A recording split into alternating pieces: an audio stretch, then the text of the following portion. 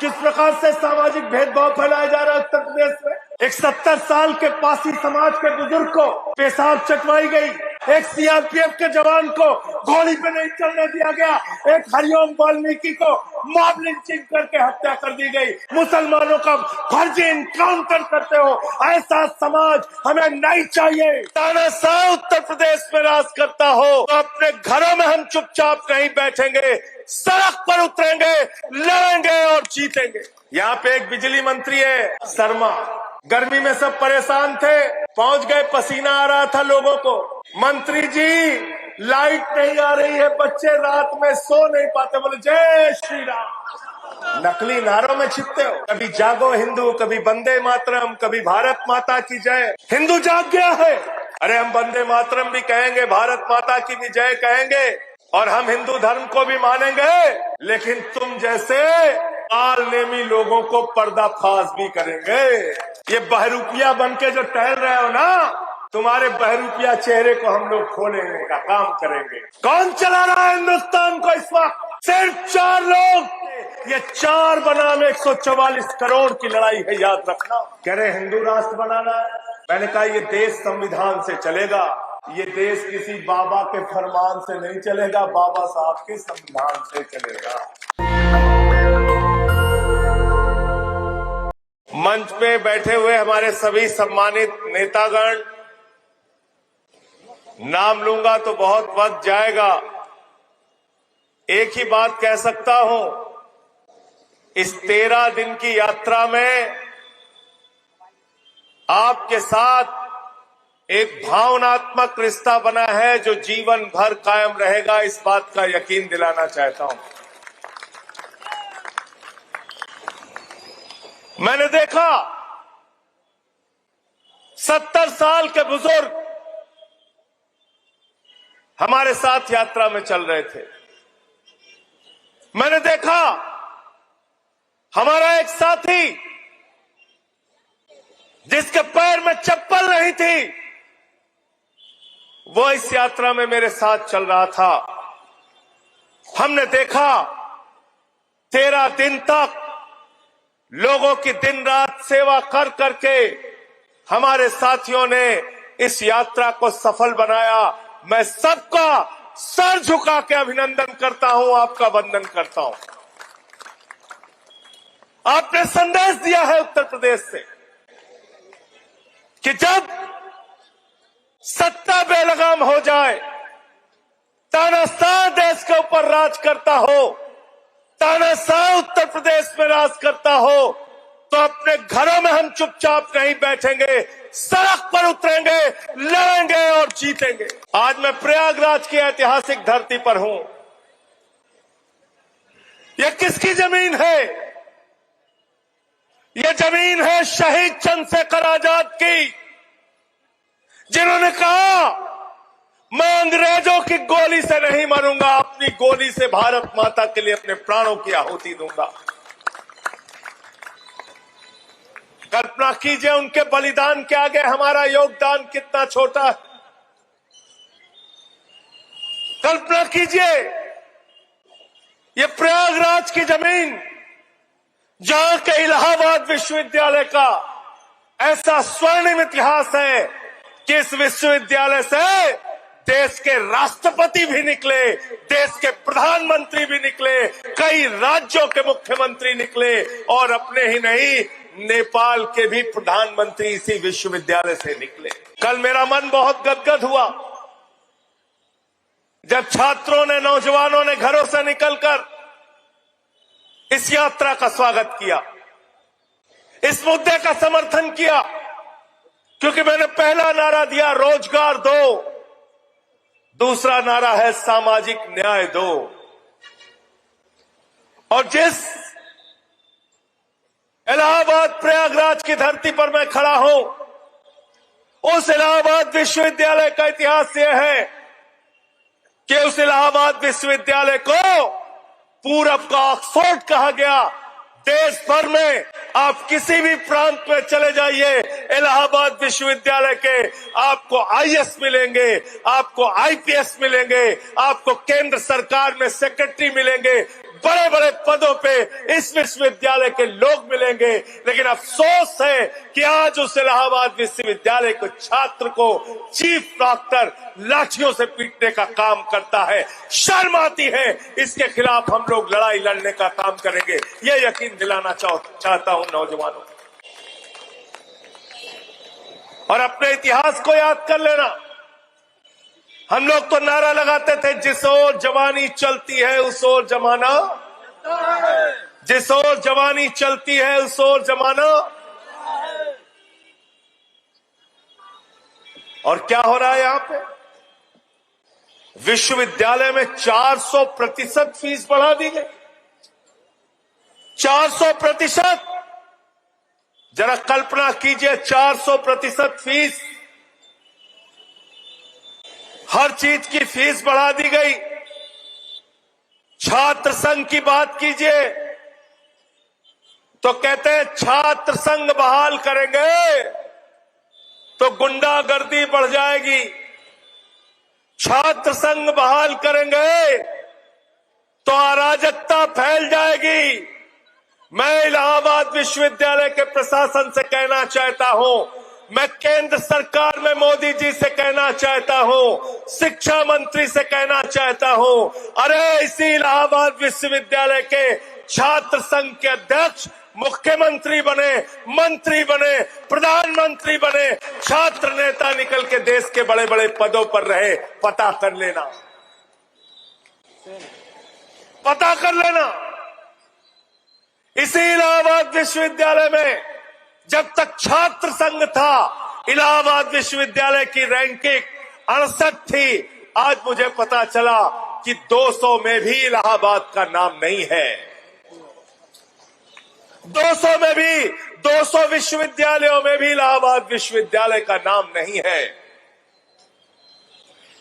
आज नौजवानों को डराया जाता है, मुकदमा लिख देंगे, जेल में डाल देंगे, ये कर देंगे, वो कर देंगे, कैरियर बर्बाद हो जाएगा।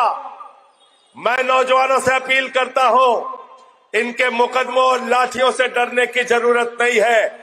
मिलकर आपके साथ कंधे से कंधा मिला के लड़ाई लड़ने का काम करेंगे। एफआईआर लिखते हैं, एनएसए लगाते हैं, धाराएं लगाते हैं। बेरोजगारी के खिलाफ आप बोल नहीं सकते, पेपर लीक के खिलाफ आप बोल नहीं सकते। उत्तर प्रदेश में एक पेपर लीक की सरकार चल रही है। सिपाही की भर्ती हो, पेपर लीक हो जाता है।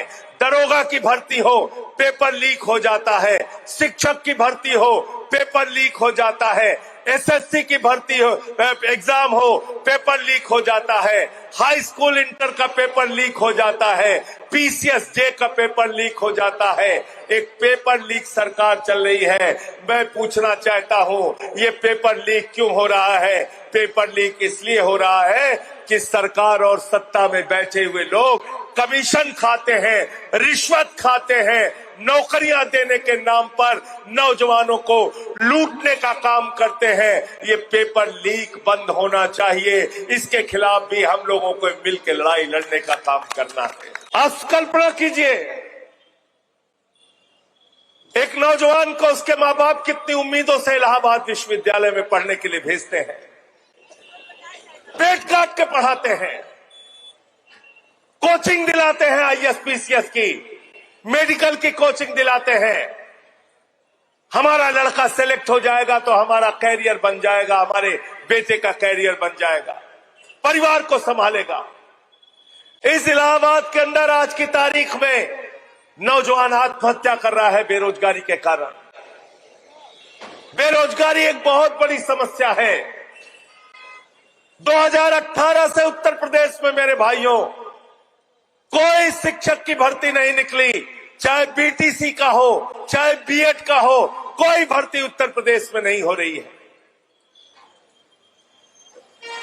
स्कूल बंद किए जा रहे हैं सरकारी। उसके खिलाफ कौन लड़ा? जब योगी बाबा ने उत्तर प्रदेश के सरकारी स्कूलों को बंद करने का फैसला किया तो उसके खिलाफ लड़ने का काम आम आदमी पार्टी के कार्यकर्ताओं ने किया। और जो हजारों स्कूल बंद किए जा रहे थे, उन हजारों स्कूलों को बंद करने के खिलाफ हम लोगों ने जाके उसी प्राइमरी स्कूल पे धरना दिया जो स्कूल बंद किए जा रहे थे। बाबा को मजबूर होना पड़ा और स्कूल बंद करने का फैसला वापस हुआ। लेकिन आज भी बहुत सारे स्कूल बंद हो रहे हैं। उसकी लड़ाई कौन लड़ेगा? हम लड़ाई लड़ेंगे उसकी। संजय भैया जिंदाबाद, जिंदाबाद, जिंदाबाद। हमको लड़ाई लड़नी होगी।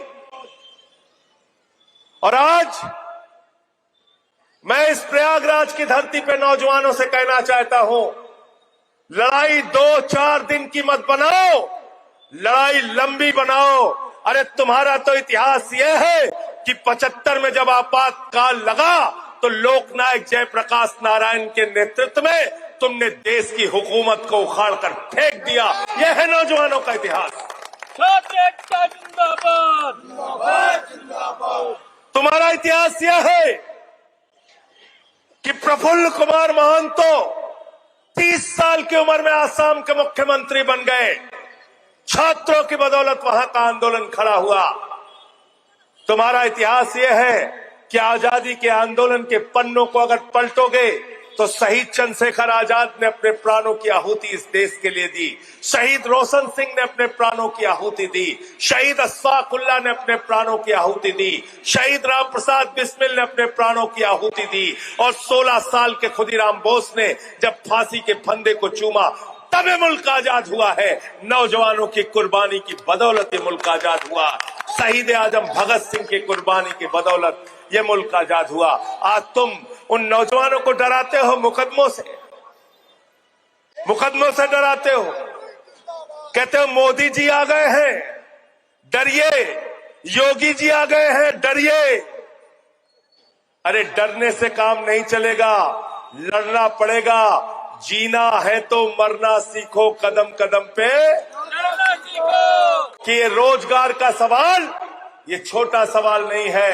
आज युवा बेरोजगार है, किसान बेरोजगार है, बुनकर बेरोजगार है, महिलाएं बेरोजगार है, रेहड़ी पटरी वाला बेरोजगार है, रोजगार सेवक बेरोजगार है, आशा बहुएं बेरोजगार है, आंगनबाड़ी वाली बेरोजगार है। सबको इकट्ठा करो और एक बड़ी लड़ाई बनाओ बेरोजगारी के खिलाफ और नारा दो, रोजगार दो, रोजगार दो, रोजगार दो। भैया जिंदाबाद, जिंदाबाद, जिंदाबाद। और नकली नारों में मत फंसना, बहुत बर्बाद कर लिया आपको। कभी कहते हैं भारत माता की जय, उसके पीछे छिप जाओ। कभी कहते हैं वंदे मातरम के पीछे छिप जाओ। ये हम नहीं चलने देंगे। मैं पूछना चाहता हूं मोदी जी आपसे, मैं पूछना चाहता हूं योगी जी आपसे, ये जो हमारा ठेला वाला है, ये जो रिक्शे वाला है, ये जो हमारा मजदूर भाई है, ये जो हमारा किसान है, जिसने संस्कृत की पढ़ाई नहीं की, जो वंदे मातरम नहीं गा सकता, क्या वो देशभक्त नहीं है? अरे वो अडानी से ज्यादा बड़ा देशभक्त है, अंबानी से ज्यादा बड़ा देशभक्त है। श्रम करके, मजदूरी करके वो अपना जीवन चला रहा है, अपने बच्चों का पेट पाल। जागे हो ना, ये किसान भी हिंदू हैं। ये जागो हिंदू जाग गया। ये किसान पूछ रहा है, ये चौधरी सुरेंद्र भी हिंदू है, ये जाग गए हैं, ये पूछ रहे हैं बताओ तुम खाद की एक बोरी के लिए हमें लाठियों से क्यों पिटवाते हो? हिंदू जाग गया है। ये जनक प्रसाद जाग गए हैं। ये पूछ रहे हैं तुमसे कि तुम बताओ एसएससी के पेपर में लीक करा के कितना माल कमाया, कितना घोटाला किया? जवाब दो, जवाब दो। ये प्रशांत यादव हिंदू है, ये भी जाग गया है, पूछ रहा है आपसे। हमारी बहन राजकुमारी आई है, उसने पुलिस वालों से भिड़ंत की थी, लड़ाई लड़ा था। हम पूछ रहे हैं, हिंदू हैं, कि बताओ तुमने हिंदुओं के बच्चे जहां पढ़ रहे थे उन सरकारी स्कूलों को क्यों बंद किया? बताओ, हम जाग गए हैं, बताओ। नकली नारों में छिपते हो। कभी जागो हिंदू, कभी वंदे मातरम, कभी भारत माता की जय। अरे हम वंदे मातरम भी कहेंगे, भारत माता की भी जय कहेंगे, और हम हिंदू धर्म को भी मानेंगे, लेकिन तुम जैसे कालनेमी लोगों को पर्दाफाश भी करेंगे। ये बहरूपिया बनके जो टहल रहे हो ना, तुम्हारे बहरूपिया चेहरे को हम लोग खोलने का काम करेंगे। कौन चला रहा है हिंदुस्तान को इस वक्त? सिर्फ 4 लोग। लिख के जाओ, कागज पर नाम बताता हूं। देश का प्रधानमंत्री नरेंद्र मोदी गुजरात से, देश का गृह मंत्री अमित शाह गुजरात से, देश की आर्थिक संपत्तियों पे कब्जा अंबानी गुजरात से, देश की आर्थिक संपत्तियों पे कब्जा अदानी गुजरात से। ये 4 बनाम 144 करोड़ की लड़ाई है, याद रखना। उसी गुजरात में तो गांधी हुए, उसी गुजरात में सरदार वल्लभ भाई पटेल हुए। उनको हम नमन करते हैं, लेकिन ये गुजरात के 4 लोग ये देश की आर्थिक सत्ता और देश की राजनीतिक सत्ता पे कब्जा किए हुए हैं। ये हमें मंजूर नहीं है। भाई भाई देश बेच के खाए मलाई, देश को लूटने का काम कर रहे हैं। यहां पे एक बिजली मंत्री है, क्या नाम है उनका? एके शर्मा। गर्मी में सब परेशान थे, पहुंच गए, पसीना आ रहा था लोगों को, कहने लगे मंत्री जी, मंत्री जी, मंत्री जी, लाइट नहीं आ रही है, बच्चे रात में सो नहीं पाते। बोले जय श्री राम। भगवान श्री राम ने आपको कहा है कि तुम नाकारे बनो, तुम अपनी प्रजा की सेवा ना करो। भगवान श्री राम ने आपसे कहा है कि बिजली मंत्री के तौर पे तुम बिजली ना दो, फिर हमारा नारा लगा के लोगों को मूर्ख बनाओ। ये झूठे लोग हैं, याद रखना। इसीलिए मैंने इनकी पार्टी का नाम रखा है भारतीय झूठा पार्टी। और एक हमारे प्रधानमंत्री हैं, उनका तो विश्व रिकॉर्ड है झूठ बोलने। जापान जाएंगे, कहेंगे जापान से हमारा पुराना रिश्ता है। चीन जाएंगे, कहेंगे हमारा चीन से पुराना रिश्ता है। बिहार गए, कहने लगे यदुवंश से हमारा पुराना रिश्ता है। बलिया गए, कहने लगे बलिया से हमारा पुराना रिश्ता है। पंजाब गए, कहे हमारा सिखों से पुराना रिश्ता है। ईसाइयों के बीच बोले ईसाइयों से हमारा पुराना रिश्ता है। मुसलमानों के बीच में बोले बोरा कम्युनिटी से हमारा पुराना रिश्ता है। सबसे तुम्हारा पुराना रिश्ता है और सबकी जेब काट रहे, सबकी जेब काटने का काम कर रहे हो। आज किस प्रकार से सामाजिक भेदभाव फैलाया जा रहा है उत्तर प्रदेश में। एक 70 साल के पासी समाज के बुजुर्ग को पेशाब चटवाई गई, एक कथावाचक का सिर मुड़वा दिया गया, पेशाब पिलाई गई। एक दलित को सोनभद्र में उसके सर पे पेशाब कर दिया गया। एक सीआरपीएफ के जवान को घोड़ी पे नहीं चलने दिया गया। एक हरिओम वाल्मीकि को मॉब लिंचिंग करके हत्या कर दी गई। ये हो रहा है उत्तर प्रदेश में। मुसलमानों का फर्जी इनकाउंटर करते हो। ऐसा समाज हमें नहीं चाहिए। भैया जिंदाबाद जिंदाबाद जिंदाबाद, भैया जिंदाबाद जिंदाबाद जिंदाबाद। उनके घरों पे बुलडोजर चलाते हो, उनके मकानों पे बुलडोजर चलाते हो, दुकानों पे बुलडोजर चलाते हो। 8 चरणों में ये यात्रा चलेगी, अभी खत्म नहीं हुई है, याद रखना। 8 चरणों में रोहेलखंड भी जाएंगे, बुंदेलखंड भी जाएंगे, पश्चिम में भी जाएंगे, काशी में भी जाएंगे, बौद्ध प्रांत में भी हम जाएंगे। हम सारे जगहों पे जाएंगे और 8 चरणों में इस यात्रा को चलाएंगे। भैया जिंदाबाद जिंदाबाद जिंदाबाद। पवन तिवारी कह रहे हैं बाबा पे कुछ बोले नहीं, एक यात्रा और चल रही है। हमने कहा वो प्रॉपर्टी का काम करता है, उसके बारे में ज्यादा नहीं बोलना चाहिए। अभी उस कह रहा था 25,000 गद्दा चोरी हो गया। कचौड़ी पहले खा लेते हैं लोग।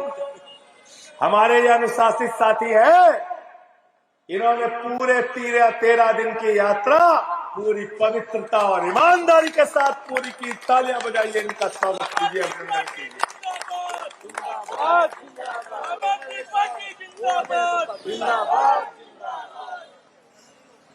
कह रहे हिंदू राष्ट्र बनाना है।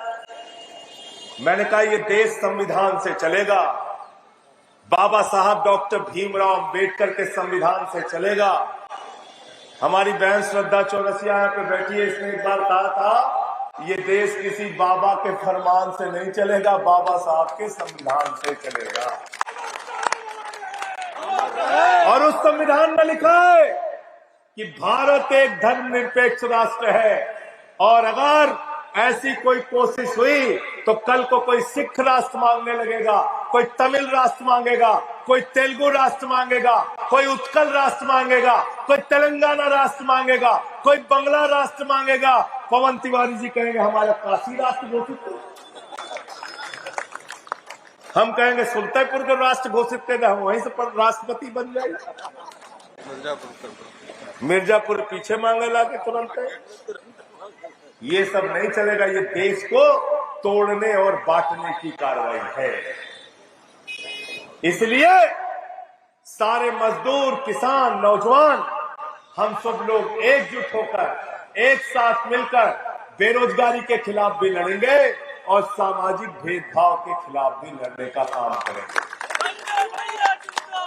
जिंदाबाद जिंदाबाद। बाकी यात्राओं में साथ चलोगे कि नहीं चलोगे बताओ? चलोगे कि नहीं चलोगे? तैयार हो ना? मैं अंत में इन्हीं लाइनों के साथ कि अमन बिक रहा है, चमन बिक रहा है, गरीबों के तन का कफन बिक रहा है, बाजारों में बहनों का तन बिक रहा है।